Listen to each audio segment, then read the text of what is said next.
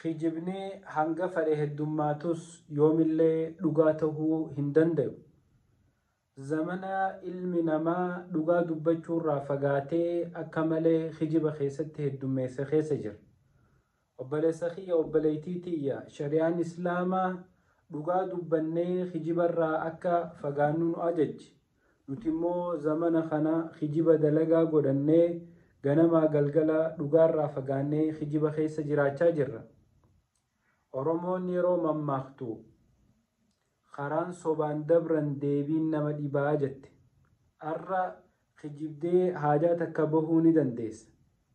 Karaa irra kijibaan achi dabarte sanii as deebi'uun immoo akka malee jabdu.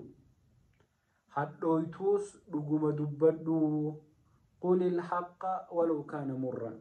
Hanga feete yoo hadhooytellee dhuguma dubbadhu jaan.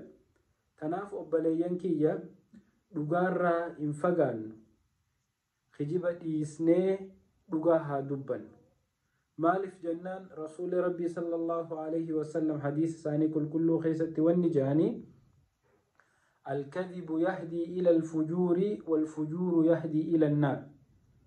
خجمني خني خراب دار نما خايا همين أدى أدى نما بنا أمو همين يخوني غرا عذاباتي فودين من ديماج الرسول ربي صلى الله عليه وسلم زمن علمنا ما خجبة خنا أمو أكمل جبه فجوف والله جئ مقارب بيتين إرخا خطوتو خيس جر وبلين كين يخوتا خجبة راها فقانو دوغا دبادو توما بك اتسدي تبولي جان ديرتي يرو دبادو dhugaa dubbadhu bakka itti sidhiite buli obboleessa kiyya obboleeytiiti jiruu duniyaa gabaabduu hin guutamne tanaaf achi kijibdee asii kijibdee waliin dhoyte wallaahi bakki geenyu tokkollee nu hin jirtu.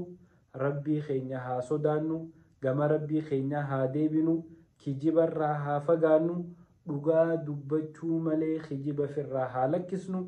yoo fi kijiba firraa lakkisne ربين كين سبحانه وتعالى نملكي سوتاها ربين ورد قادو بتنها قدو. والسلام عليكم.